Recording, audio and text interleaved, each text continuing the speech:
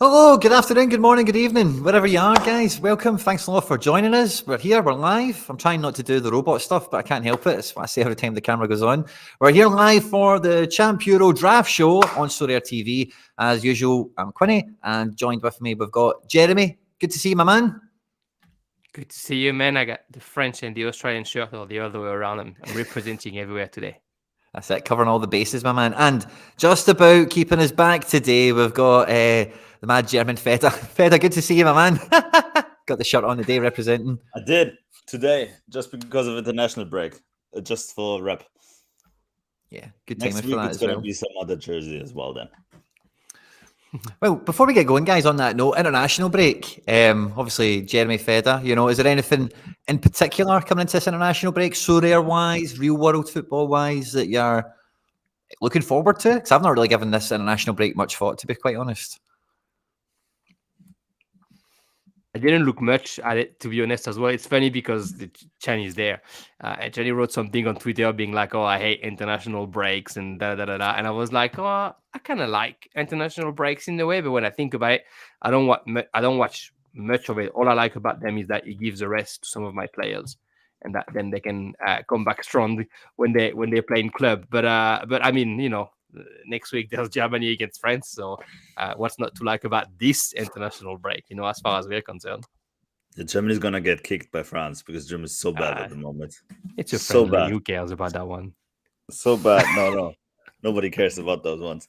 No, actually, I don't mind it. Just a little bit time to rewind. I'm not the biggest fan, to be honest, just because you can't watch anything, or your blood is not gonna pump as much as before, because especially since it's no competition in the Euro Cup or the World Cup. Of course, your blood's gonna pump. But I'm actually particularly looking forward to a South American game, Paraguay versus Peru, because suddenly I didn't know I have a small little Paraguay stack. So let's see what I can do in All-Star Rare. Paraguay. Love it. Well, I've got a wee Peru player this week. I don't know if you'll play. So it'll be me versus you, Fedo, on the leaderboard then. Paraguay versus Peru. Let's go.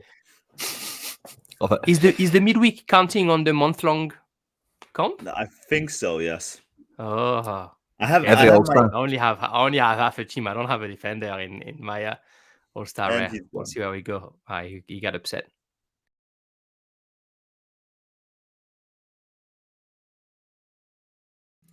Got no idea what happened there, guys. Sorry, but we had a little bit of a. You're back. I don't know, Here you go. yeah, the system had a little bit of Got it. a thing on us there, and just kicked us all off the screen. That was weird. But yeah, I think we're still. Got upset talking about the month-long competition. Yeah, it's available to all the All Stars, Pro, Super, Limited, everything in every game week. So, yeah, if you've got a wee cheeky Peru, Paraguay stack, Feda, then you could have a wee cheeky score come your way. I have Argentina stack combined with Paraguay stack and the Colombian national goalkeeper, who's apparently opposed to play now because Ospina's not playing. But basically, I have Camilo Vargas from Atlas, the guy. Then I have Robert Rojas, the ex-River guy, who I have just because of River collection purposes. And then obviously I have my boy Enzo Fernandez, Lionel Messi, and then Gabriel Avalos from Argentina's Juniors. Not a bad team, to be honest. Let's see what they can do. Of course, they have to start first, and I can't. It's like basically impossible to get information who's starting for Sudamericana qualifies, but it's just a fun one. Let's see what it can get. So it's not that midweek in any way, but yeah, I'm looking forward to the next big one, especially because there's going to be the Derby de la Madonnina.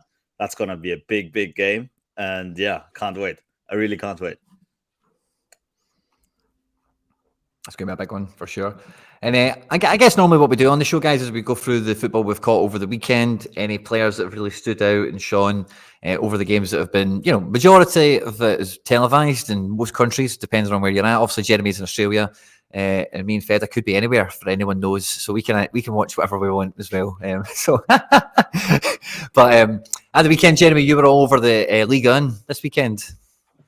Yeah, I was, and I don't know why I felt like this, but after the Champions League and the Europa League draws, I was like, oh, let's watch those teams that are going to play in Europe and see what they're going to do, so then we can actually talk about it here, and it could be of interest to our English fans and followers who speak that beautiful language that we are speaking right now.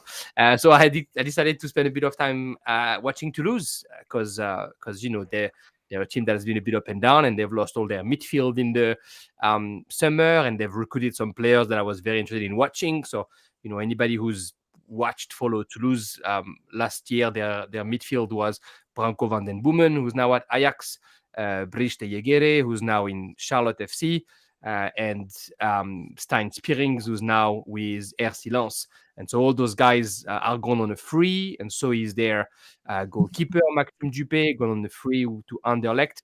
So they had to replace all that and see what they could do. And it was actually a pretty good game. I mean, it was also against a team that I enjoy watching, Clermont. Clermont, who just signed Shamar Nicholson. People who follow the Jupiler League would know who Shamar is, went to Russia and now is back in Clermont. I think it's probably a good buy for anybody who wants to find a striker, actually. But anyway, talking about Toulouse, they got Caceres Jr. in the midfield, which used to play in MLS. Up front, they got Magri, who was in Ligue 2 with Bastia. They still have Thijs Dalinga. They got Zakaria Aboukhlal, who's in a great form. I mean, he's not the best guy outside of the pitch, but on the pitch, he's fast, and he knows where the goal is, and he creates a lot of issues. So they have interesting players, that shitloads of under 23 men, like surprisingly, not surprisingly, so I should say, for Toulouse. And they have this goalkeeper who, like, I almost don't want to talk too much about him because I wish his first auction is not going to get crazy, but he's 18 years old. He came in, to be honest, I didn't realize he was even considered as a starter, but he had a couple of very good preseason games. And although they recruited the lad from Las Palmas, Guillaume Rest is the one who gets the start. And he's 18 years old, and he's a little bit crazy in his head. So he's obviously a good goalkeeper. And, Toulouse is the place where Barthez started. It's the place where Lafont started. So it's known for getting good goalkeepers out. But it's pretty special. One thing about Toulouse that I like as well is, the Damien Comolli, the president, used to be at Arsenal, Tottenham, Liverpool. He's a data and statistic crazy. And he's just got a coach that I really like, even though he was lesser known. His name now leaves me. He was in the youth academy at Barcelona. Then he moved to Toulouse. He was the assistant last year. And they basically, in the summer, sort of told the main coach, he was doing the main job, not you. So he's now going to be the coach. And so there he is being given his first chance. And he's actually a guy who's very good at making his team play football. And all he wants to do is play football. The result is they haven't had a clean sheet in the first 4 games. But it's working well. And with him coaching, and Damien Comolli, the president, and the way the team is run, it really is the kind of club where they get young players, they showcase them, and then they're going to sell them for more. So seeing them in the Europa League playing against Liverpool, I think is going to be pretty interesting, because they're a little bit fearless. So they might concede 5 goals, but they might try and go and score 6, because that's how they play football. And they have some very interesting young talent and a couple of older players to try and sort of like help them. But up front, I said Aboukhlal, Dalinga, who was the best scorer in the second division in the Netherlands a couple of years ago, Magri, and then they got Begraoui, who anybody who follows obscure football knows that he scored in the final of the Under-23 African Cup of Nations. This summer, it was the first time in their history that Morocco won the Young Africa Cup of Nations. And when he was playing for Pau in second division last year, Begraoui scored 8 goals in 16 games. Same thing, a young forward, but just physical and quick. So Toulouse is a team that takes a lot of risk, a lot of gambles on young players all over the park. But so far, more often than not, it's worked for them. And I don't want to say that they're the team that buys cheap to sell expensive, because last year their best players all left on a free. But it's definitely a team that develops talent. I mean, Branko van Boemen is now at Ajax. Rhys Healy came to Toulouse to boost his career, is now at Watford. So they're a team to have a look at for us Sorare lovers, but also for football. They're just a very entertaining team to watch.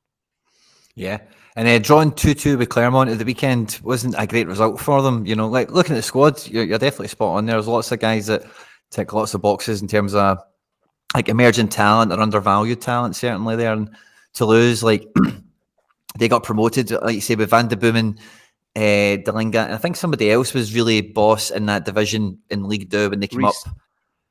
Yeah, is that who it was? Rafael Ratao. Yeah.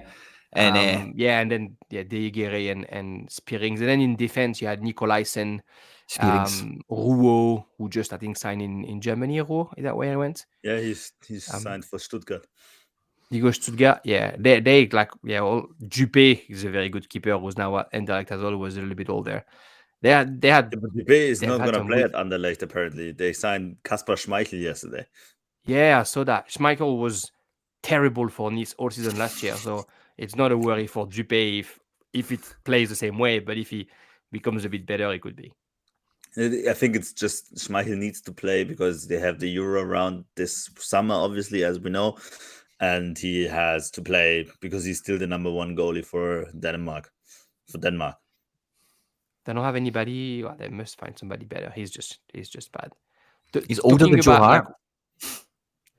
Yeah, Kasper Schmeichel, which I found crazy when I seen that. But what I was going to say on Toulouse there as well is, like, see, similar to what we've seen across Sorare, see when a club like that does, like, you know, come up, you know, get promoted and then sell some of the talent on and then continue, like, the qualified, like you mentioned, for the Europa League. You know, it rings kind of similar, like kind of deja vu for me, is what we've seen over in Belgium. I know we're talking about Belgium anyway, but with USG and how they have been so, like, you know, they've been able to repeat their success. You know, Teddy Twema obviously is over in France now as well, ripping it up. And, you know, so I think Toulouse is definitely a club that I've always been aware of as having, like, a good academy. They've been good at, like, actually bringing through talent anyway. And this kind of extra, you know, moneyball effort that they're putting on top of it, it's definitely an interesting club to follow now, I would agree. They got lucky to be in Europa League. You know, if I'm honest, like, if you look at, they won the French Cup last year. They beat Nantes 5-1 in final, but before that, I think on the 4 or 5 rounds that they played, they might have played only one team that was from the first division. Otherwise, they've always played teams that were in below division. So it was a good a good draw for them to get all the way there.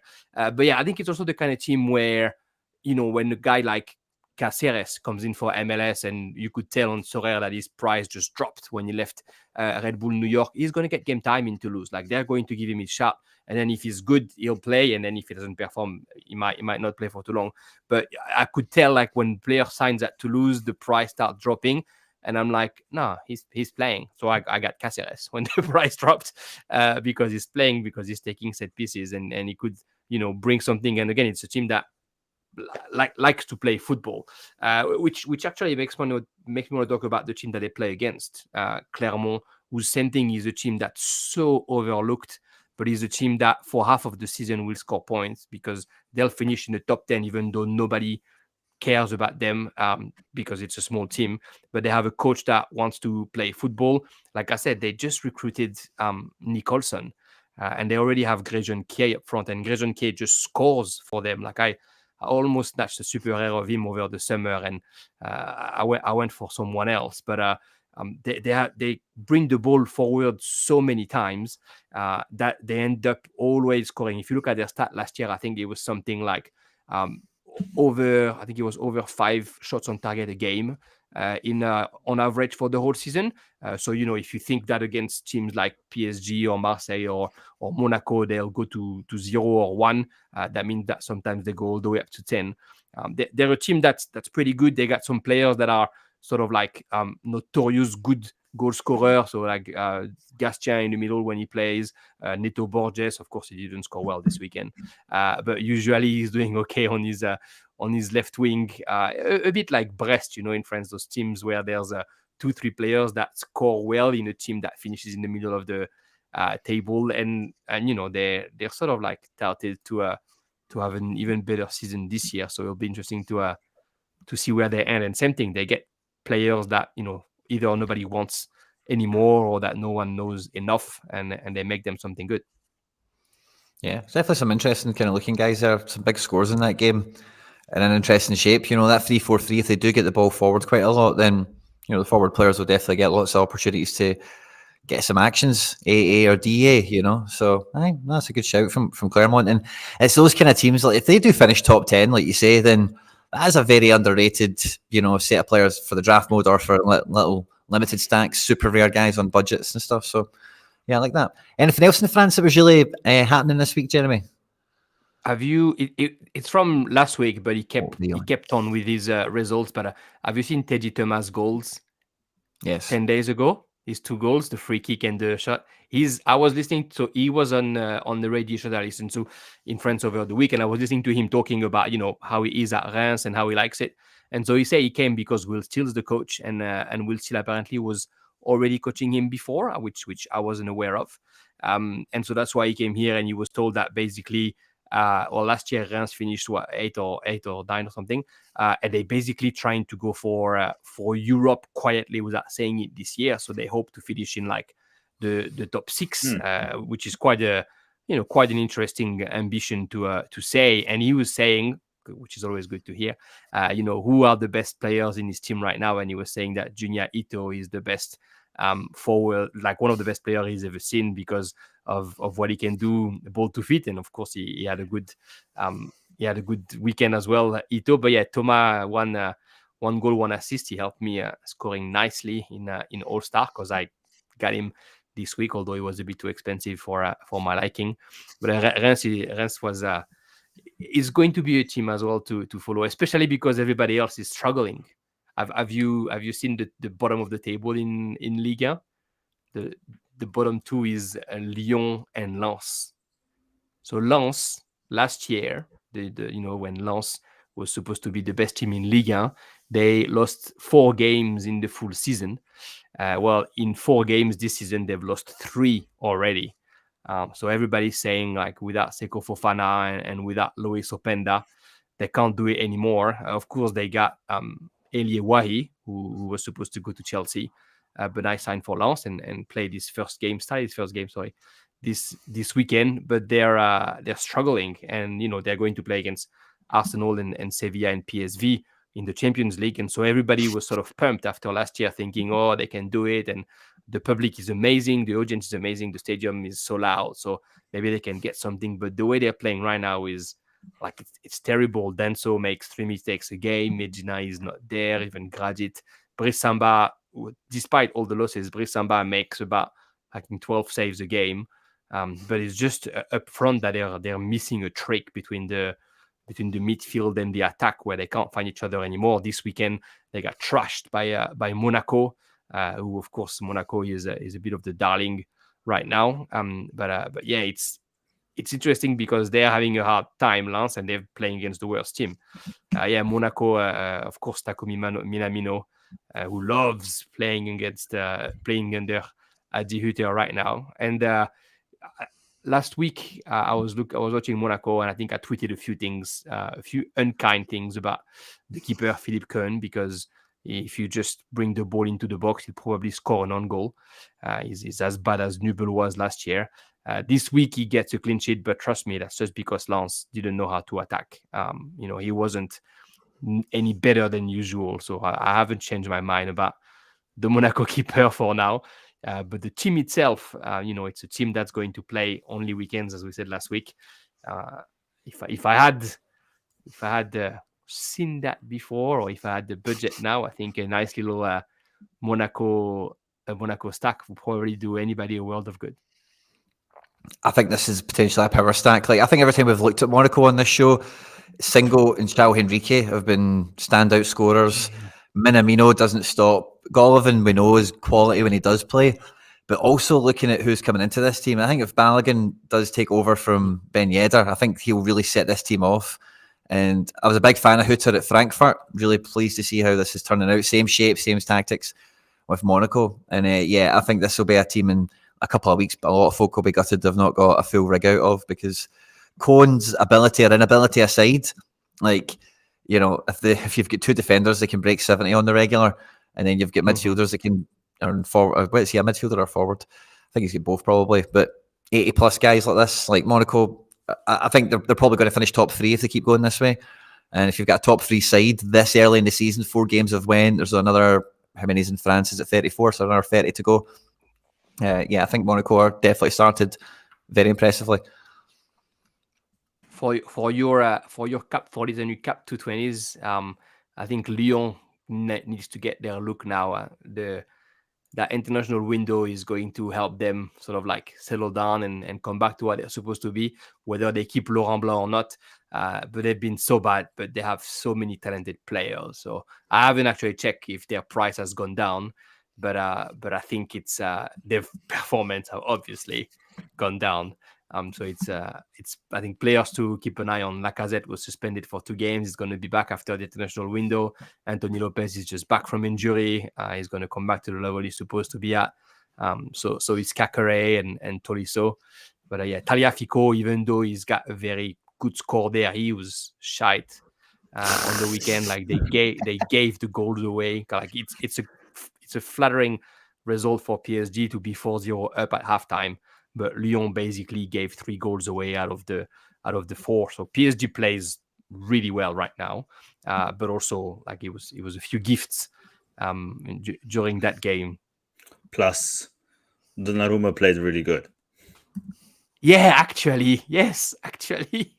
And if you say PSG who played really well and really did what it took, still against a Lyon team that's in shambles, conceded like I think it was 10 shots and like, or maybe more, but 9 shots on target or whatever, and Donnarumma made a lot of saves. So PSG, although they're playing really well, when they're going to have to play against Newcastle, Dortmund, and Milan, I think defensively they need to work something out, because there's somewhere in the middle, or rather onto the right wing, that is not working quite well for them defensively, and they're really exposed. And Donnarumma was actually good this weekend, but that's also probably because he didn't have to do any passes with the ball to his feet.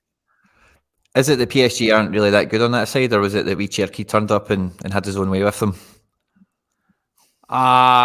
He did okay, but he's doing too much. So like he didn't do anything that was that good that you have to look at it. It was really, in the second half, the whole of Lyon played a little bit better, and PSG get exposed.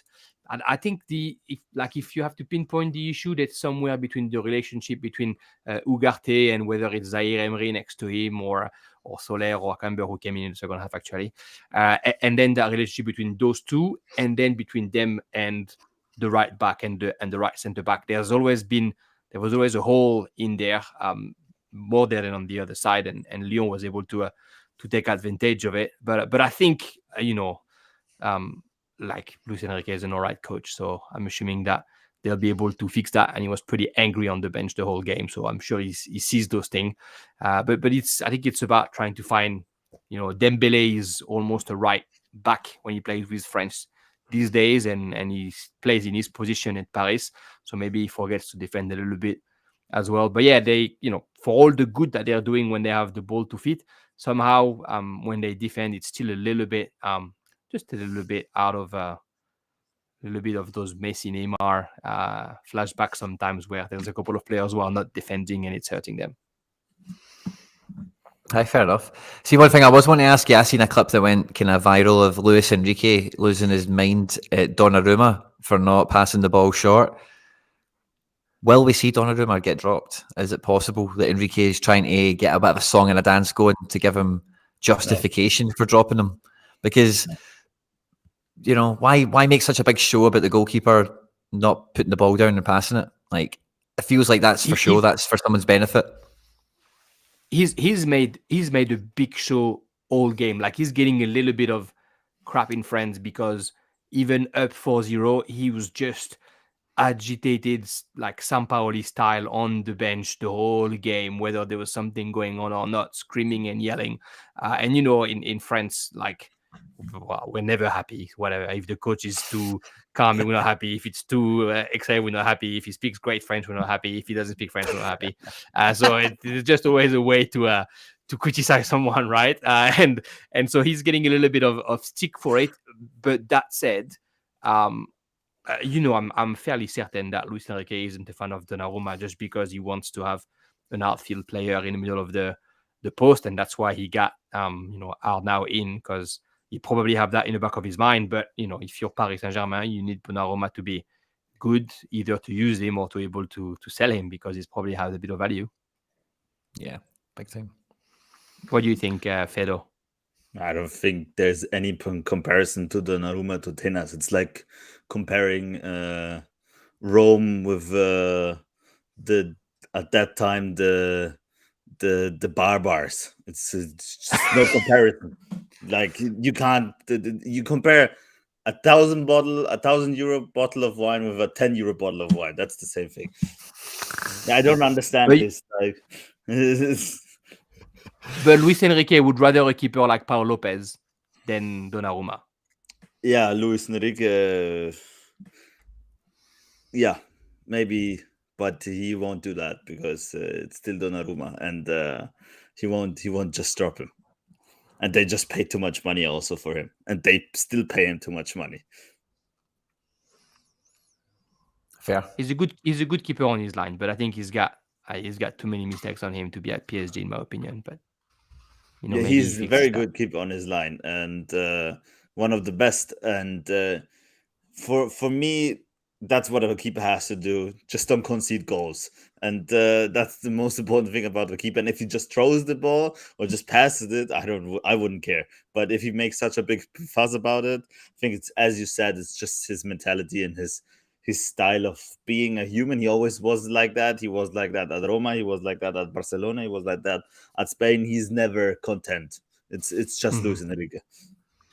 For Donnarumma, though, like, if I may, sure is shit with ball to feet and he's okay on his line, but I think his main issue is actually in the air, which is surprising for how tall he is. But if you look at like corner kicks and set pieces last year in the second part of the year, they just conceded too many goals like this. And he look, and I don't want to sound stupid, but it freaking looks like he doesn't know how to judge where the ball is going to be, and he misses it by 50 centimeters, or he comes too far or too late when he comes out. And he's a guy who's like 2.5 meters tall.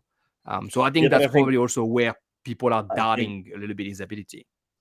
I think that was not really a problem for him before. I think it was last year. I think it was a very bad year for him in a way. Also because I think Mino Raiola died and everything. He was very close to Mino Raiola and everything, like Zlatan.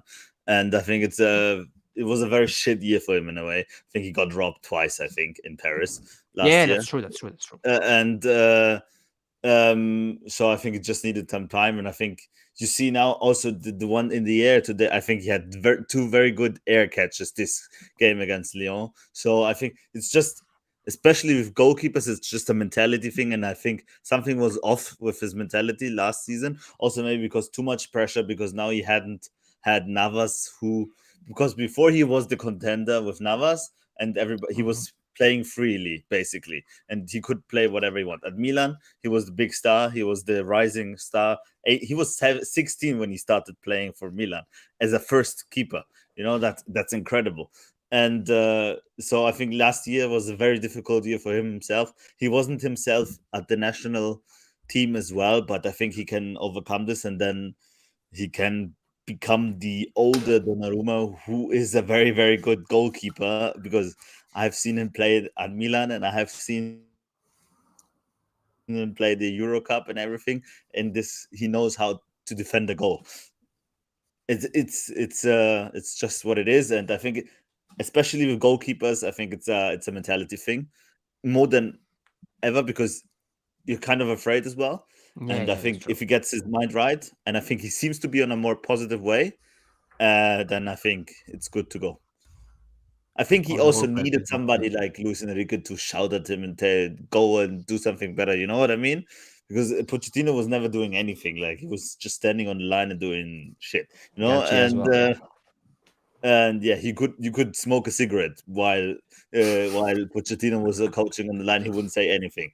And maybe that's a problem. That's maybe what he needs. Fair. I see how it all pans out. And Feda, I think you were mainly in Serie A this weekend yourself. Yeah, Serie A and Bundesliga. I'm mainly just watching Serie A and Bundesliga because I have so much time so much things to do, and those two leagues are kind of my favorites, if I might say, and so just try to watch those in a way. Yeah. Did Serie you A, catch Milan versus Bundesliga. Roma? Because as we're talking about Donnarumma, I just think back to AC Milan, and then obviously you get to Magic Mike, and then it looks like they beat the Romans in Rome 2-1. I don't know if you've seen it. 2-1. Yeah, I was. What a goal from Rafael Leao. Man, this kid is on fire. Like, holy moly. Like, if Doku is worth 70 million, I don't know how much he's worth. Like, I really don't know how much he's worth. Probably 400 million, something like that. I love this new Milan team. It's really strong. Ruben Loftus-Cheek had a superbly amazing game. Like, holy moly, he was dominating midfield left and right. Was incredible. He won also the penalty, but that was more like a Rui Patricio error than him winning the penalty. Yeah. I think that was just stupid error from Rui Patricio. I think he was really good. I think Reinders was really good as well. That's a thing I don't really like on Sorare because you misjudge a little bit how the performance of the player, where actually then you get a 34 or a Ruben Loftus-Cheek who completely dominated the midfield, only has like 35 if you wouldn't give him the penalty one, basically. And that's a little bit sad or a missed opportunity in a way, but it is what it is and we have to cope with it. But I think Milan played really good. I think Tomori really needs to pay attention on his starting 11 spot because the last three games he wasn't that great. Now he got the red card, like a very stupid red card.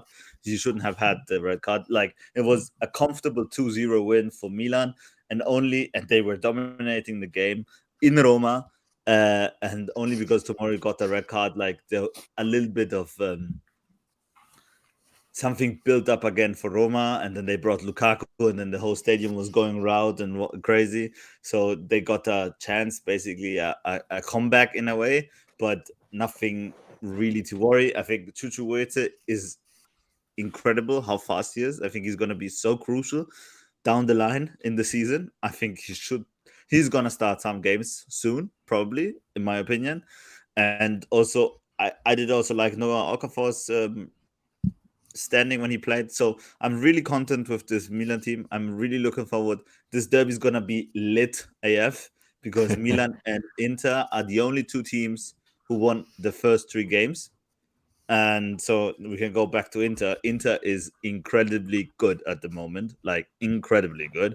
Like, they haven't conceded a single goal still this season. Yeah, Lautaro already has like 5 goals scored, and they're gonna get Pavard now instead of Damian, so they're gonna be even better.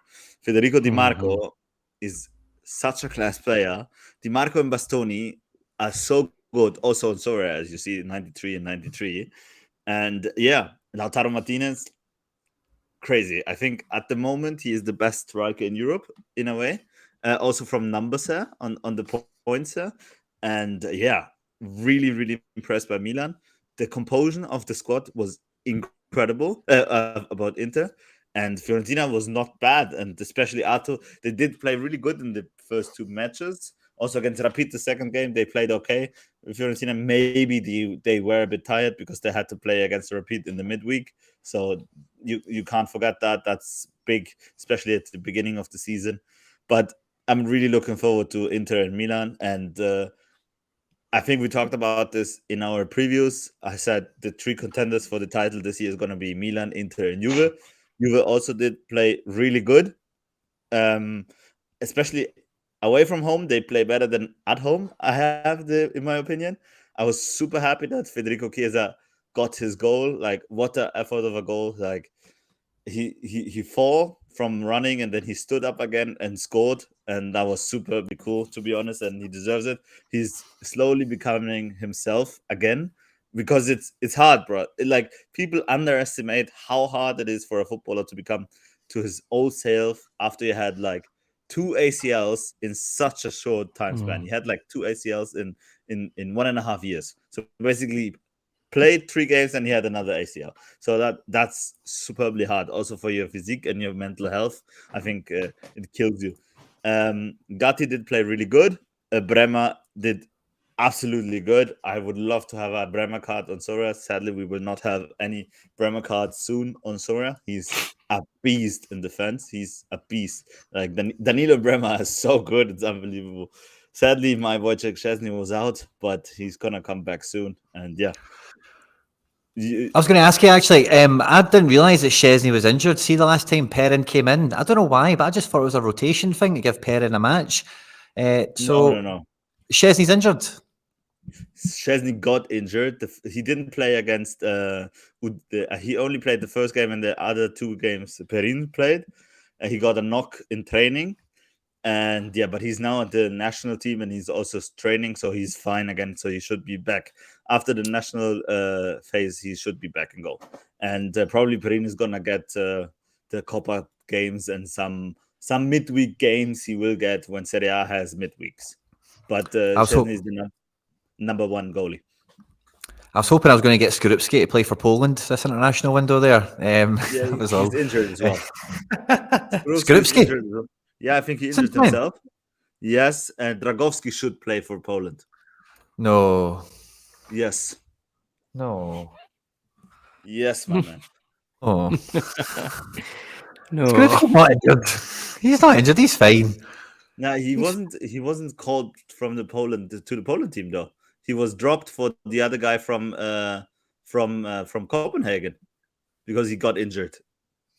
I need to investigate That's that. why I know. He didn't got injured in the Bologna game, but I know that he got dropped from the Polish team because I checked because I wanted to know if Wojciech is playing against Faroe Islands, because that would be an amazing game, obviously. So I checked the team sheet, and in the first team sheet, it was Dragowski, Wojciech, and Skorupski. But then Skorupski got dropped because he apparently picked up an injury, and this guy from Copenhagen was re-nominated. Yeah, I've just found it here. He sprained his ankle, so he's not going to go and. He's just done that not to go and waste his time on the bench, eh? Yeah, maybe. And yeah, so if somebody has Dragowski, he should play. He should start against Faroe because Szczesny is not yet 100% to play, and they don't want to risk it against Faroe Island. So Szczesny is supposed to play against Albania on the weekend, but this midweek game, Dragowski should play. Robert Lewandowski calls out Skorupski for being toxic and lying. I've just found this. Holy moly. Holy moly, indeed, Si. So, no international utility for me. Bummer. So I was really pleased to see the Juve result as well, because Chiesa is a player that I really enjoyed watching when he broke onto the scene, and like I was a big fan of his dad. If anyone knew, his dad used to play football as well, and his dad was like a goal scoring striker. So see that goal you talk about, let's see if you watch that. It is like put the lenses on, paint that shirt purple, and that's a Enrico Chiesa goal. Yeah, you know, more than a Federico, you know. So it was really nice, and Vlahovic seems to be like kind of growing with it as well a bit, eh? So yes, it does feel like Juve have really leveled up a few quite quickly, haven't they? I think they didn't spend as much as well. They didn't really buy anybody. Like they bought Timothy Villa. I think he's this main starter, and Allegri really likes him to play. That's crazy. And he's basically playing for Quadrado. Who now plays for Inter, which is crazy, but that's another story. And yeah, they still have Fagioli to come back. What a kid Fagioli is. Benetti they have, and then they just brought up two Juve next gen players. I think Huse and the Turkish guy Yildiz. So they got a pro contract now, both of them. They didn't really buy anybody because they also have some financial problems. And I think Giuntoli, the new sporting director of Juve, is gonna do really great at Juve. He did make Napoli great again, and at Juve he has more fun and more liberty to do what he wants, basically, because you don't have Aurelio De Laurentiis telling you what to do, because of course he's a showman himself and he has to be number one in the club. But yeah, going back also to Serie A, I think another game I really thoroughly enjoyed watching was Lazio versus Napoli. Lazio did play really, really, really great. To be honest, that's the first time we saw how good Lazio could actually be. Napoli, you saw exactly what Rudy Garcia is. Okay, it's gonna work against bad opponents, because then the players do whatever they want, and they somehow their quality is better than the opponent's coach and the opponent's team. But if you have another team that has a complete structure, a tactical structure, knows how to defend, to press, and everything, then maybe you should need another coach that understands how to break that pressure and those defensive lines. But yeah, I think Lazio really did play really good. I think 2 goals of them were stolen. They should have won 4-1, in my opinion. But yeah, really looking forward to it. It doesn't look too good for my man Tati, because Ciro seems to be very healthy, and of course, if Ciro is healthy, he's the number 1 striker for Lazio. He I think had his 300 appearance this Saturday for Lazio in the Lazio shirt, so that's pretty decent. Kind of a Lazio legend already. Maybe the Lazio legend with Quinny. Yeah, I did really enjoy Lazio. I think Igor Provedel is an amazing goalkeeper, like for real, like so underrated. A little bit like Vicario from Tottenham. Like I think we're good on goalie position for the next years at least. At Italy, we have Provedel, we have Donnarumma, we have Vicario, and we also have Meret, which I am not a big fan of, but he's not bad. One thing I was want to ask you, Fedo, obviously me and you have been quite excited to see Lazio this year, and Lazio have also been drawn against Celtic in the Champions League, right? So I've got a few I missed this game, so I've got a few questions I want to throw at you if you don't mind, right? So on Tati real quickly, right? Yes. I know he's come on for Immobile in every game, but there's got to be some potential that he can play alongside Immobile, because he's not. I know he can play centre forward. Not at the moment. Sarri does like Zaganni and Felipe Anderson too much, and it's working too bad, because they're basically forward pressing like a diamond to Immobile, and then Immobile scores. And he would need to take away either Zaganni or Felipe Anderson for playing it with Immobile, and that's not going to work. I think Tati is going to become crucial when Immobile needs his rest, because Immobile is also already 33, and he's not going to play the midweeks after the Champions League games and everything. I think Lazio is going to take Champions League quite serious, because they have a group they can actually come out of, and a chance of gaining quite a lot of financial success. But I don't see Tati and Immobile together starting anytime soon, if not in a very important game. Like, they're not going to start together against Inter, because Sarri is not going to change the system for the moment, especially since Zaganni is working perfectly. Felipe Anderson seems to have his groove back as well. The cool thing is about Kamada, he also always goes in, and therefore leaves a lot of space for Felipe Anderson as well, because he can move around freely. And I think Felipe Anderson is superly set. And I as sad as I am, because I love Tati, you know how much we love Tati, but I don't see him starting anytime soon, to be honest. Fair. And then the next question I had for you was Guendouzi. What did he do in this midfield when he came on? Really good. He did play really, really good, to be honest. I think he's going to be a starter very soon. Jeremy, I think, can tell you more about Guendouzi than anybody else on the planet at the moment. But I think he did good. He played good for Lazio. He created 2 very good chances. I think he scored one as well that was called offside as well. So I think he's gonna change a lot. And it is a different Lazio, because last year they couldn't bring these people from the bench. But look at them. They brought Luca Pellegrini, who's a very good left back. He's decent. He's not world class, but he's a decent left back you can bring. Then they brought Pedro, Isaacson, a superbly talented, Guendouzi, and our man Tati Castellanos, who is superbly, and he was so good in the second half for Girona that I personally thought he could have had the chance to start for Lazio. Problem is the formation, and especially Sarri. Sarri is not a gaffer who changes his formations very much. He changes tactics, but he doesn't change the formation. And Tati is not a winger. He could be, but I don't think he does want to play as a winger, and therefore his only replacement will be Ciro Immobile. Ciro Immobile will be injured at some point of the season, so he will get the chances. But he's not gonna start now in the big games when everybody's fit. Fair enough. I was just when I seen Guendouzi come in, I wasn't too sure what the role would be for him in this Sarri midfield. I can see Cataldi's played the 90 minutes, so and also if you're telling me he was getting involved in the final third, he's more box to box, maybe more attacking in this midfield than defensive. For me, when I watched it, but that was the only 25 minutes he played.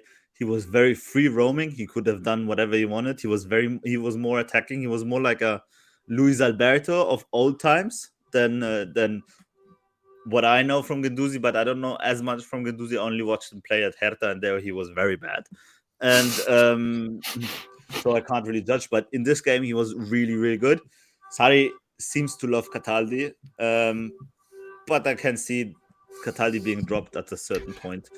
And yeah, don't worry.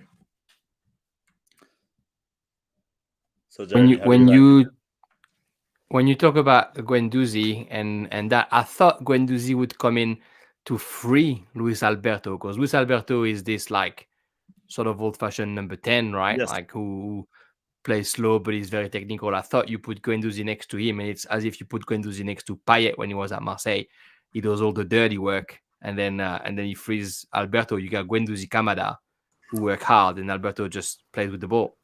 The problem is, I think you at a certain point you need to do that, because Kamada is also more a free spirit as well as Luis Alberto, to be honest. So you need somebody to do the dirty work, which at this point in the era was Cataldi, but I think Sarri saw him as also more as a creative free spirit, and that's why he brought him for Kamada. And I think he worked. I think maybe we're not gonna see him start anytime soon too, and Cataldi's gonna do firstly the bad work, and then again the calendar is so packed, they need some rest. Everybody needs to play at a certain point. But it's very interesting.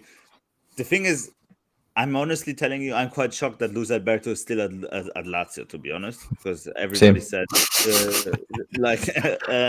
I was really shocked that he's still at Lazio. He's very good in the things he does, and I think if Sarri can keep him fit one more year before he goes to Saudi or wherever, I think Lazio could do great. I don't think they can win the league anymore, because they lost the first two games, and it's already 6 points on Inter and Milan, which is crazy. Talking about Roma, they only have 1 point in 3 games. So already 8 points from the first 2. But Lazio had brought a lot of depth, and Lazio are gonna be better this season, I think. And Sarri is a good coach. I don't like him, but he's a good coach. Yeah, definitely. I don't know why when we were talking, I went into a Polish national team rabbit hole. But Kamil Gramara is now injured, and is going to be the third goalkeeper for Poland. Who? Marcin Bulka from Nice is now being called up. But apparently, I think our Juventini is still there. Dragowski will be a good shout to Bank. I think he's... Where's he at there? Is it still Spezia? Yes, that's Spezia. He's good whenever I've seen him, by the way. He's a decent keeper. I like him. He's got a big beard as well. He has some errors in him. He's very risky playing. When he played at Fiorentina, I didn't like him that much. But maybe it's Fiorentina, because also when Alban Lafont played at Fiorentina, he was shit as well. You know? Yeah, fair. I can see that for sure. And then I'm just having a look. Is that kind of everything we've seen over Italy? There's a lot of kind of big clashes there. Obviously, Napoli, Lazio, Roma, AC. You know, so some big clashes there. I think maybe we can talk a little bit about Roma. I think the Roma has a very good squad. I think they should not get relegated as they are right now. But he needs to turn around the squad very fast, because 1 point in 3 games is dreadful, to be honest. It's very dreadful, to be honest. But if you look at the squad, Lukaku's coming back as well. And the squad is very good. Like from the names, it should be a Champions League squad. I don't think they're gonna qualify for Champions League, because Juve, Inter, and Milan are on another level, and then I think on number 4 it's either Napoli or Lazio. It should be Napoli, but Rudy Garcia is gonna bottle it, so I'm saying Lazio. I'd probably go on with it as well. But I don't know if I'd write off Jose and Roma because, it just depends how the season goes. He's quite good at putting all his eggs in one basket. And I think if, maybe Roma were out of competitions and stuff, and some of these other clubs, the team's quality. Squad. The squad is quality, like for real. Like the squad is real quality. And they got now Lukaku, they got their number 9. Tammy Abraham is also still on their roster. So let's see what's happening. He's still out for another 5 months, I think. But yeah. I'm not too worried about Roma. I think they're gonna get the curve pretty soon, to be honest. Still got Renato Sanchez to come in and Dybala. As Jeremy said, you buy players like Aouar, Renato Sanchez, Dybala. You need to know how to play them. And what happens? Aouar injured. You need 44 players for a 22-player squad. Yeah. Somebody saying my mic's a bit quiet. Maybe it's just me. I'm talking quiet, perhaps. Perhaps I'm not sure. I think so. I'm not sure. It should be the right mic. You guys can hear me okay? Yes. Yeah, you sound all right. Yeah. Okay. Maybe I'm just a bit not my usual high volume self. Maybe that's it. I was quite excited for the Bundesliga this weekend. Still always looking forward to see the Xabi Alonso revolution charge on, and it was a big game for them this weekend. I'm just actually waiting to see who it was again. I'm sure it was a big game. We knew they were going to smash them. Was it Darmstadt? Yeah, it was Darmstadt. Yeah. Did you catch this one? Yeah, I did catch that one. I did. The Bundesliga, like to see just a little bit out of context, the weekend after the international break is going to be mental because, for me at least, because we're going to have Bayer Leverkusen, Bayern Munich, and we will have Inter versus Milan. So that's the two strongest teams of the leagues apparently at the moment playing against each other. That's going to be a clash. It's going to be awesome. Bayer Leverkusen is looking really, really good. Boniface is a revelation. I think it's exactly what the Xabi Alonso needed. A striker with balls that just is not afraid to shoot and afraid to do his thing. And Wirtz is just living out of his joy to shoot. Like Boniface shoots from everywhere. It's unbelievable. But he's very good. And I really like the defensive line with Odilion, Ta, and Tapsoba. I'm honestly telling, I'm quite shocked how good Ta still is. I think Ta is a washed-up player for the last 3 years, but apparently this season he's okay-ish, at least in real life. And Grimaldo is so good and so important for the game he's playing. Sadly, not affected on the Sorare scores, but he's so important for Xabi Alonso's game. And the same with Frimpong. And now he has Grimaldo and Frimpong. It's a constant attacking from Leverkusen, and it's like really constant bombarding against defense. Of course, it's going to be easy if you play against Darmstadt. Let's see how it's going to be against Bayern Munich. But I'm really looking forward to that. Palacios, a monster. I think Xhaka is still a monster, and I think I watched United versus Arsenal. I think the game I watched, I personally thought Xhaka would be still needed at Arsenal, and they still need somebody at Arsenal like Xhaka, and they missed him in a way, because Xhaka is unbelievable. I don't know why they gave him away for so cheap. Like he's also still in his prime of football career. He's like 30. Like he was the captain. I don't know what they did there, but that was a great signing for Leverkusen, and I think we can see great things from Leverkusen. We could see great stacks, but I fear, as good as the defensive line is, they still will concede loads of goals because they're just so attacking, and one of the defenders always in attack and trying to score. So if the opponent team is getting a chance to create an advantage on the counterattack, it's always quite dangerous for Bayer Leverkusen. So I'm gonna see how they're gonna play against Bayern Munich, who is more effective than other teams on this matter. But Hoffmann, really great. Like, look at these scores. Like, and it's the third game in a row they have these scores. It's not an exception, It's unbelievable, and they play really good, and it's a joy. And I don't know if you know that in Germany we have the Samstagskonferenz, You have like all the Saturday games in one game, and then you move between the games, and you always heard Tor in Leverkusen, Tor in Leverkusen. It's unbelievable. You always switch back and forth. Yeah, that was really nice.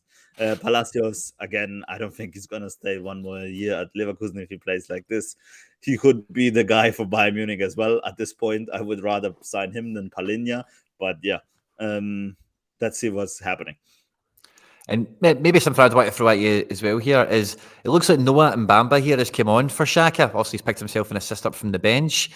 This guy's really young coming into the team. Did he, did he come into midfield when he came on, or did he go into defence? Do you remember? Or I didn't really notice him, to be honest with you. I didn't really Fair. look on him. Fair I enough. couldn't Cool. tell you. I would lie if I tell you something about him right now. No, just interested to be just. It looks like him and Holzek have came on for Xhaka and Wirtz at the last 10. Holzek obviously we know is a striker. This guy's got a midfielder card, but we've seen him come through at Bruges as a centre back. So it's just interesting to see if he's maybe the shadow to Xhaka in the squad. You know, so if you know Xhaka gets suspended or injured, maybe Mbamba Miranda's a wee guy to keep your eye on. Probably, but it's gonna be interesting because this Robert Anderich guy, he used to play on the position of Xhaka, but now Xabi Alonso seems to prefer him as a centre back because he's quite tall and robust in matter of fact. But also Stanisic is also quite tall and robust in a way. He's a winger, outside a winger, a right back, or he's a right back normally, but he can also play as a centre back. So I could see maybe that he is coming in for a centre back role, especially in a back three. And Andrich could then, for example, be the replacement of Xhaka as he used to be. But it could be Mamba Wanda as well. I couldn't tell you more. Next time I see him play, I will add a more thorough look onto him. Aye, that's cool. Just thought I would ask because that was something that. By the way, before we move on, Hoffman was the missing piece for Xabi Alonso. Yeah. Hoffman is so good under Xabi Alonso. He's exactly what Xabi Alonso needed. Incredible. He's been very eye-catching both times I've seen Leverkusen. I missed that game at the weekend, but yeah, it feels like it's a very settled 11, and when you watch them, it looks like they've been playing together for years. Very fluid and very compact. I just want to take us over to Leipzig next because I watched the Leipzig game myself. I don't remember much beyond the goals, to be honest, because I think at that point in the day I had about 3 or 4 screens on. But I was doubtful that Xavi Simons was going to get significant minutes, particularly this early in the season, just because normally when Leipzig, if you look at the treatment maybe of Carvalho, normally when Leipzig loan players in, they don't always necessarily work out or get minutes. But wee man Xavi Simons has arrived. What a goal he scored, and he started the season right on fire, hasn't he?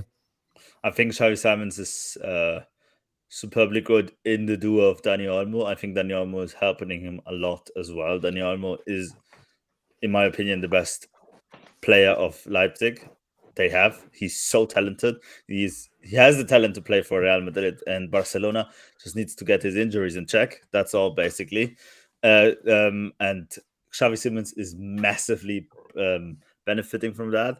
And he's when you see that somebody's having fun playing football, it's exactly when you look at Xavi Simons playing football at the moment at Leipzig. That's basically the pinnacle of that. And he really loves it. Marco Rose, for me, is an idiot. I don't understand how on earth somebody like Yusuf Poulsen can start in front of Benjamin Seco. That's a crime you need to go to jail for, to be honest. But I said in the last pod that I can see Poulsen start again because he has his work rate mentality and he did work pretty good against Stuttgart. Apparently, I was right and he started again. But Šeško is just another level from talent-wise. And the moment he came in, he was just creating so much with Xavi Simons and Dani Olmo. So I think Rose should just start playing Šeško because he's that good. And he's a generational talent. And yeah, not more about Leipzig. They seem very, very settled. I think they had a very good opponent with Leverkusen. They lost against Leverkusen 3-2. I think maybe if you play them now, that game goes 3-3 because I think they seem to have grown a bit, Leipzig, and playing much better. Benjamin Henrys seems to be on a hot streak right now. He's on fire on Sorare as well. And Simakan, yeah, you know how much I love Simakan. He is so good.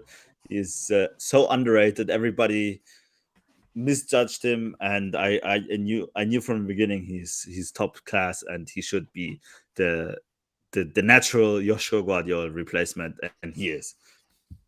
Yeah, he's doing great for sure. I am big fan of Henrik's as well, and I think him and DeMarco are two of those guys that are both on like mad killer streaks from fullback at the moment. So Yes. good to see. Sesko, if anyone's not seen the goals, like Big Ben is definitely the name this guy is going to be getting if he ever moves to England. The guy is a giant, and both his goals he took them both very, very well. And with Yusuf Poulsen, he's one of these guys. Obviously, he's quite famous because he's been with Leipzig since Division 3 and all the rest of it. And you kind of get, you know what you're going to get out of Poulsen, but you're very, very right there, Fedo. He's not really above a 5 or a 6 out of 10 guy overall.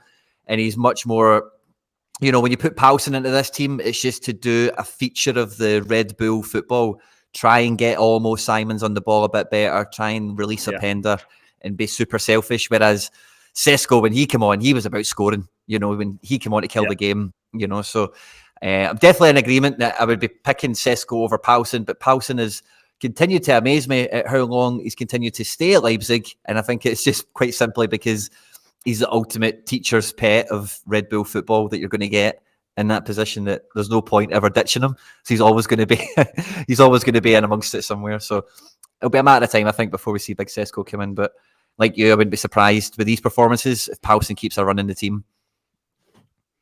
We have to also remember that Leipzig bought Baumgartner for 30 million, and Xavi Simons is only loaned without any buy option, and still he starts in front of him, which is, on business perspective, very mad thing. But Xavi Simons is that good that he has to start. That's just basically what I wanted to say. Yeah, it's that kind of policy that, you know, Leipzig normally do. That I was very dubious that he would get significant minutes, you know. So, and as well, another thing I wanted to throw into this match, Simakan did get injured. See, at first it looked really bad. I put it into the chat. I thought he was like maybe tore an MCL in his knee or something. Like, if you watch the replay, like he has a really bad twist of the knee, and his instant reaction, he's screaming like he's been shot or something, you know, like real pain in his face and stuff. But he carried on for about 5 minutes and then gets subbed off. So I'm yet to see the actual implications of it all. But if he is significantly injured, maybe we see Klosterman come on for him. But I think we would expect to see Mukeba maybe get some minutes if Simakan was to drop out. It seems that Klosterman is up there in the hierarchy, but it seems it's just like a stain on his foot for Simakan at the moment. I think after the national break, he should be back. No worries. And he was angry that he got subbed out. So that tells you everything. Yeah, for sure. Anything else in Germany you caught, Fedo? Did you watch Bayern Gladbach, the bogey team? I watched Bayern Gladbach. Everything. There could be everything, and I'm gonna still watch Bayern and Milan. Bayern Munich against Gladbach. What else is there to say? Okay, that was the Kimmich show.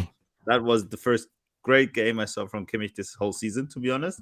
But still, for me, he wasn't the best man on the pitch.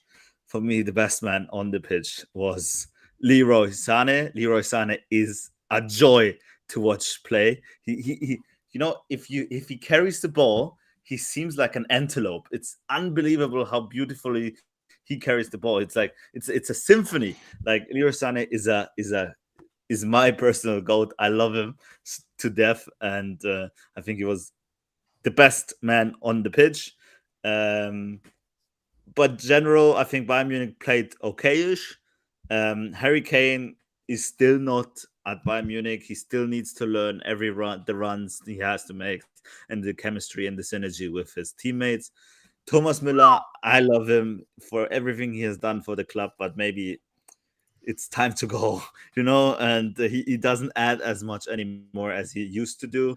And he's still going to be a club legend that we should still have keeping in our club, but maybe like Musiala seems to be back at the end of the international break, so Musiala's going to take Thomas Müller's or Gnabry's place pretty soon. I think Coman and Leroy Sané at the moment are pretty set in. They're playing very good every game and doing what Tuchel says and wants from them. I think especially Sané is kind of a project from Tuchel himself. Like you see how much he cares for him and how much he always talks to him and everything. It's crazy. Upamecano is playing decent. To be honest, maybe unpopular opinion, I think Kim Min-jae is not that great as we all thought he is, at least as he was at Napoli, but as well, he needs time. I would start De Ligt at the moment over Kim Min-jae, not over Upamecano, because sadly, Upamecano at the moment is better than everybody else in defense. At the moment, it's going to happen that he's going to have a next error let to go. It's just Upamecano doing Upamecano things. But for me, it's incredible how Matthijs de Ligt, the 100 million man, is on the bench for Bayern Munich at the moment, especially because I think Kim Min-jae, I hope he's going to be great, and I hope Matthijs de Ligt and Kim Min-jae are the next centre-back pairing for Bayern Munich. But at the moment, I would still play Upamecano de Ligt. Davis, great what runs he has. He's working as much as back and as forth. Sometimes he loses the ball stupidly. He needs to get that out of his system. A little bit like Theo Hernandez. They need to get that out of the system. They're harming the team in the ways. And yeah, other than that, Kimmich, masterclass, like 2 really great assists. He's back on both corners, apparently. He's taking both corners again. Before, Leroy Sané took the right corners. Now, apparently, Kimmich is also taking the right corners again. Yeah, Ulreich did good for what he did, and I'm excited to see if Neuer is back against Leverkusen, or we're gonna see the last game of Ulreich. One thing I noticed when I was looking at this Bayern Munich game as it was happening is you absolutely knocked another call out the park with this one, Fedo. You did say Leimer would be coming into right back to replace Mazraoui, and we got that at half time. It looks like Mazraoui off at 45 with Leimer coming on and filling into that kind of role. So yeah, is that something you think we can expect to see after the international break? As Mazraoui lost the game with Tuchel? I think he's gonna start against Leverkusen just because of the first 2 games he had, where he did pretty good. But I think Leimer was way better than Mazraoui in this game, which you also see already just on the Sorare scores. He came in with 25 and he had like 53 points, because that's how much he worked up and down. Like Leimer is a beast. Leimer is a machine. If you have ever watched Leimer play, he's basically the eclipse of a working man, and he is always running after balls and runs full balls and everything. It's crazy. I think Leimer has a decent chance to take on the spot of Mazraoui, but I would rather say that Mazraoui is still gonna have is still gonna start against Leverkusen, and it's gonna be a crucial game for him. If he succeeds, he might keep the spot for longer, but I think Konrad Leimer really is a danger for him, and Konrad Leimer wants to start. So yeah. Sorry, I forgot that screen was up there. Sorry. I just thought, because we mentioned them earlier and I noticed this before we did the show, and I thought when we come on today and we're talking about Germany, it would be remiss of us not to give some props to Big Nubel, dropping a 95 at the weekend with a clean sheet.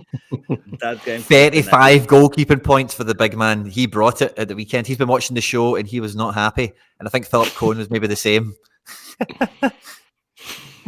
Next week it's guns. For sure. Anything else in Germany you caught, Fed? I only caught Leipzig myself. No, I watched Leipzig and Bayern Munich, and then I watched the Conference League. I watched the conference, but nothing more. I have not as much time as I had last year, to be honest. Yeah, no, fair enough, man. For the Premier League as well, we had some big results. I managed to catch most of the big stuff that was televised. In terms of, I'm just having a wee look back again. So, Man U, Arsenal, obviously on the Sunday. Liverpool, Villa, I managed to catch bits of that, or all of that actually. And what was the other game that was on Sunday? I forget what it was, but Sunday was my football day. Did you guys catch much in the Premier League yourself? I just watched Arsenal and Man U, the second half. I don't know why I didn't watch any this weekend. When I saw the results of Ange Ball, I regretted instantly not making the effort. We called it on the show last week that Ange Ball against Burnley was just going to be, delight. Manor Solomon dropped a 97 point. Starting on the left wing with Son coming through the middle. So again, I only seen the highlights of the match, but it feels like Ange Ball is definitely happening in the Premier League, and more teams that don't want to defend against Tottenham, they're going to score 4 and 5. I think quite often against these teams that want to try and play their own way, as long as Tottenham are good enough. But Man United Arsenal was the big one of the weekend, and see, for me, that's the first time it's been Man United Arsenal in about 20 years or something like that. It was a great game. The goals, it was 3-1 to Arsenal. It started the game quite quick. Rashford was goal and Odegaard as well, instant response. But it was in between the goals. It really did feel like 2002, 2004, kind of Man U Arsenal. In terms of the actual temperature on the pitch, I don't think Man United were particularly good. And it did feel like Arsenal. It's probably because Arsenal have been so far away from the top of the table for maybe about 7 or 8 years.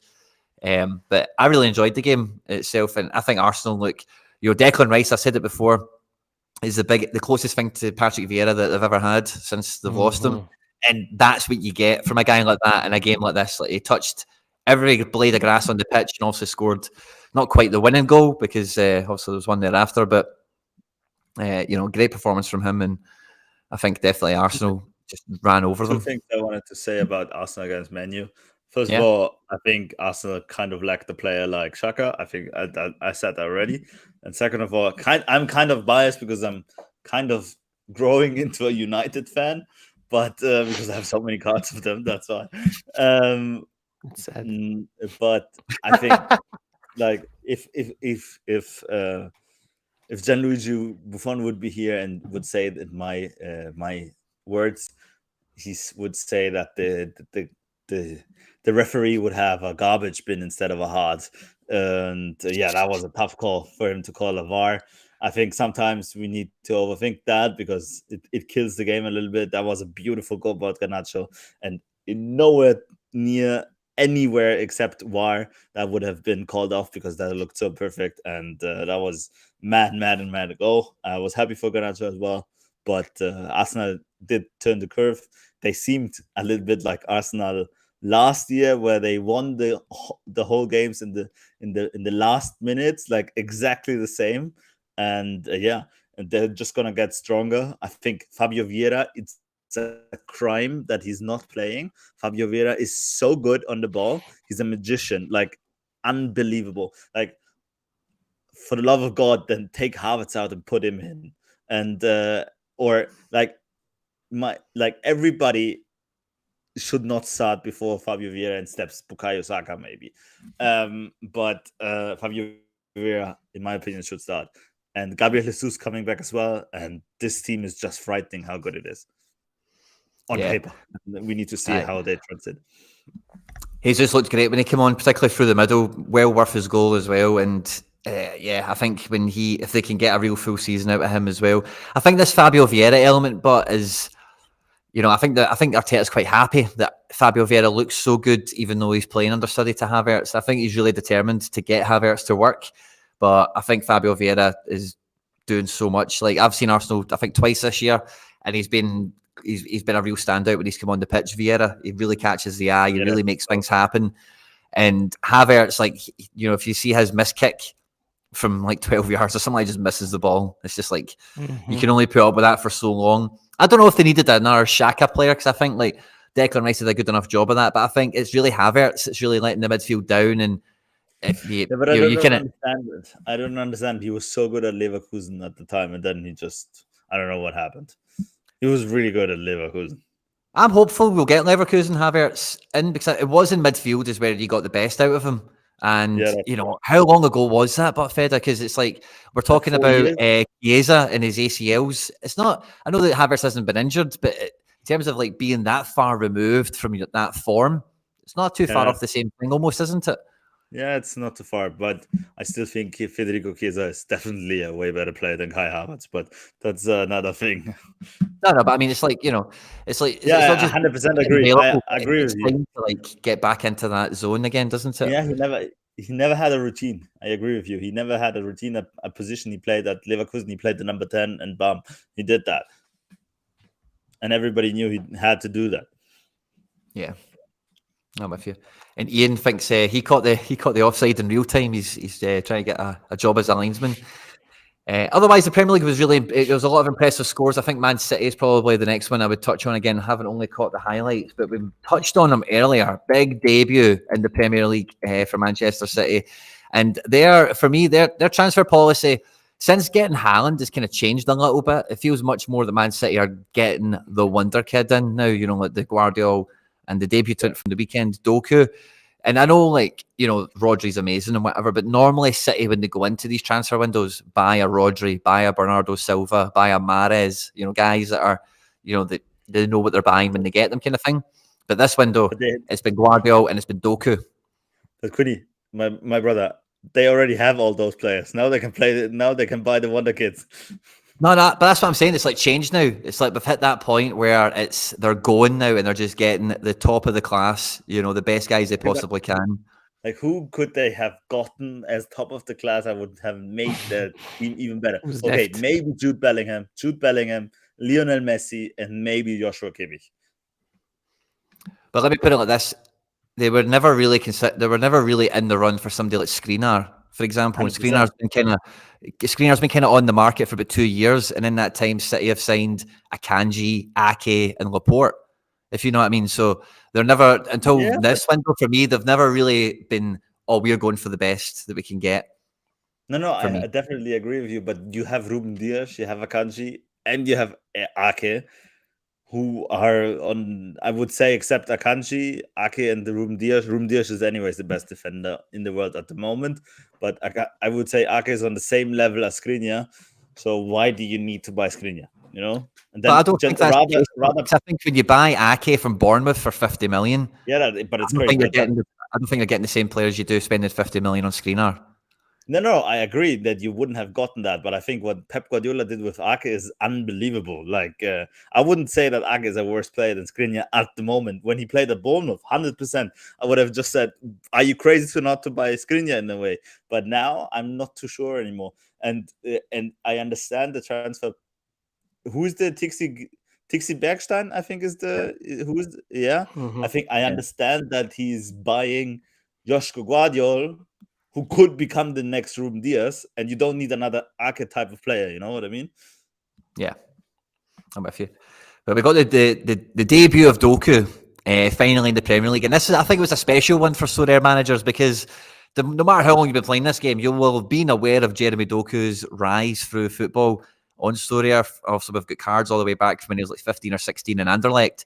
Now 21, you'll be getting season cards for treble holders Man City, and it feels like, we're mentioning Cherky earlier on, but he's now at the top of that wonder kid cycle of coming through an academy, being that kind of emerging talent, and then getting the big money move to one of the European talents. And I think it surprised a lot of people, but the news came out before the deadline that Doku was going to get his debut.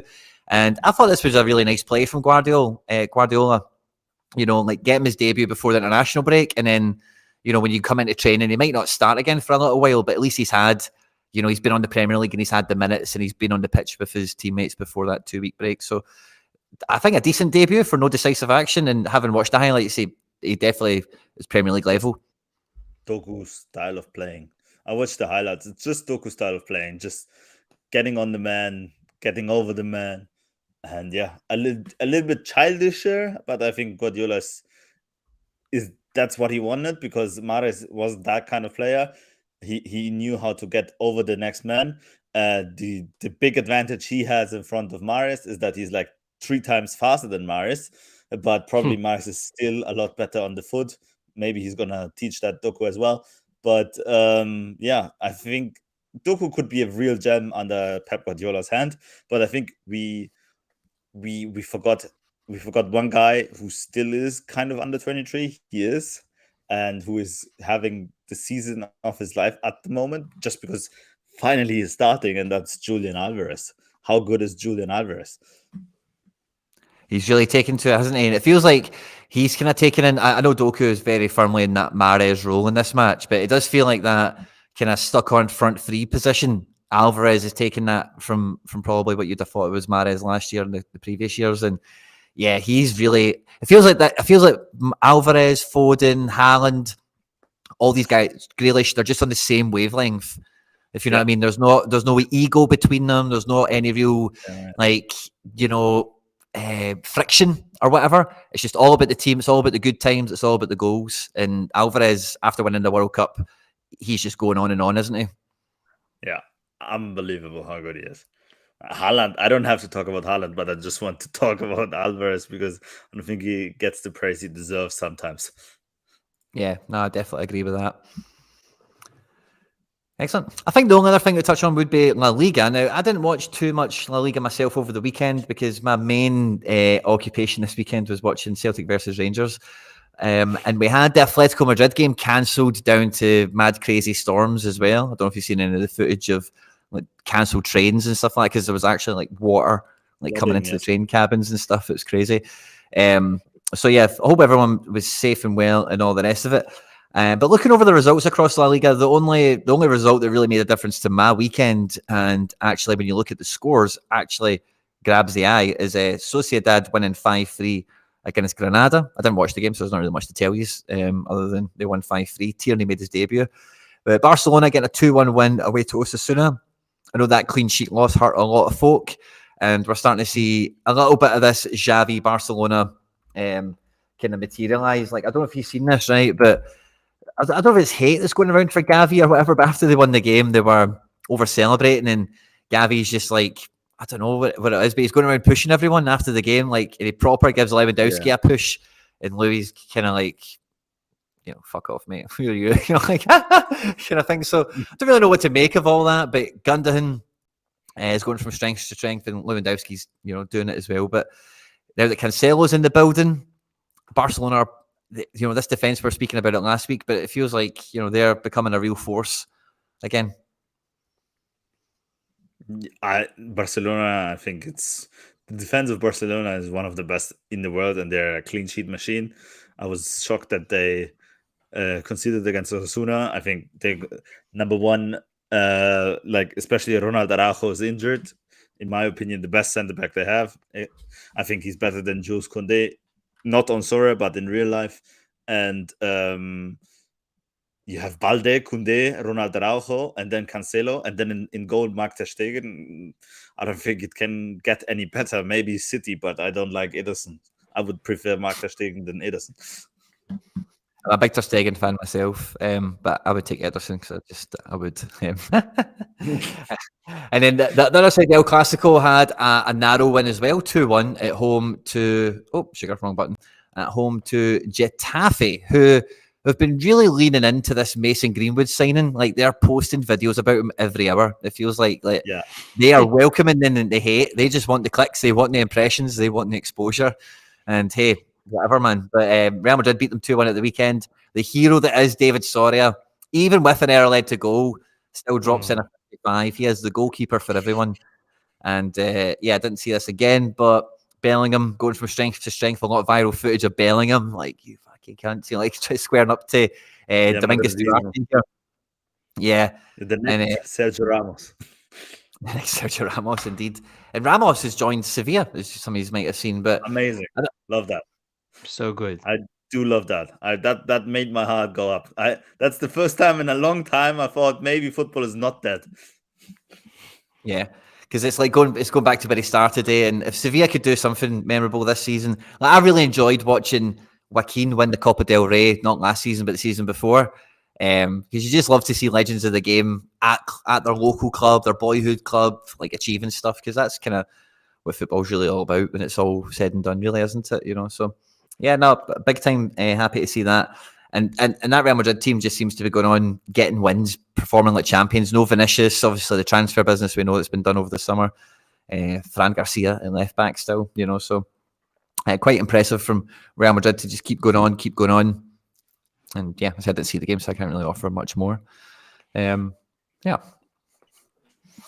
Awesome. Now, guys, we're going into the international break. I'll let you go, Jeremy. Sorry, on you go. Sorry, did you see that Sergio Ramos had to talk to the fans though, because like they're still a bit cross at him that he left Sevilla to go to Real Madrid, and of course he scored a few goals against Sevilla when he was at Real Madrid. So like in his arrival video, he had to like sort of address the fans and say, "Past is the past. I've always been like a Sevillano, but I had to like think about my career." It's great that he comes back, but I think it's even better somehow that the fans were like, yeah, we're kind of happy, but I don't know if we want you back. Like, I think it makes the story even better for his point of view. I think he's just a legend of the game, and he had to apologize. I think he did, because he also celebrated some goals pretty offensively, apparently. And what I understand, because that's what makes him great. He's just completely into what he is doing at the moment. That's what makes Sergio Ramos great. And Sevilla fans should understand that, and he's gonna do that for them as well. It's going to be amazing, and I'm really, really happy that happened, and he didn't go to Saudi or whatever. What an end to a career from Sergio Ramos. And Yeah, for the sure. best thing I read, like leaving your boyhood club, coming back with 2 Euro Cups, 1 World Cup, 5 Champions Leagues, and I don't know how many La Liga. Yeah, that's definitely a homecoming party, to say the least. 4 Champions League, sorry, not 5. 4. It's hard to keep track of these Real Madrid players, because some of them did win, one before that run as well. Some of them did, some of them didn't. But yeah, man, I'm looking forward to it, guys. I think when we come back next week, probably the best way to look at this is maybe what overall we've kind of seen from the first 4 matches, first 5 matches, whatever, across the different leagues, and get some draft teams built for this next kind of segment when we come back to the international break. So that's what I'll be thinking about anyway. And maybe have our personal ranking, who won the transfer market and who didn't. I've got a lot of content on my channel coming out in that kind of vein this week, so I'm right in the zone for doing that, Fedo, so no problem at all. If we can definitely go over winners and losers of the transfer window. If you're watching this after we've been live, that's probably the best thing to drop into the comment section, is suggestions for clubs, ideally, that we can bring up. Ones that you think are more obscure, the better. We will also try our best to do that, but nominations from the audience are always welcomed, of course, and greatly appreciated. Perfect. Guys, it's been an absolute pleasure. Jeremy, thanks for coming on, my man. Thanks, Quinny, for having me. Always a pleasure talking, but also listening to you too, giving me all that knowledge for the other leagues too. Yeah, it's been a bit more of today has definitely been a much more of a hold the candle kind of session, hasn't it? And Fedo, couldn't have done it without you, my man. Thanks a lot for coming in. Just want to say congratulations to my man Jeremy as well, for having the best restaurant in the Australian territory. So I appreciate it. We have a famous man on the podcast. So yeah. And Chani mentioned this earlier, and but Jeremy, obviously, congratulations on being on the James Lawrence Alcott channel as well, doing all that stuff. So it's been a big week for you, Fedo. Well remembered, Fedo. Yeah, a good week, a good month in a way. Keeping busy, bringing people back here. That's it, man. Good luck to everyone this international game week, and we'll see you next week.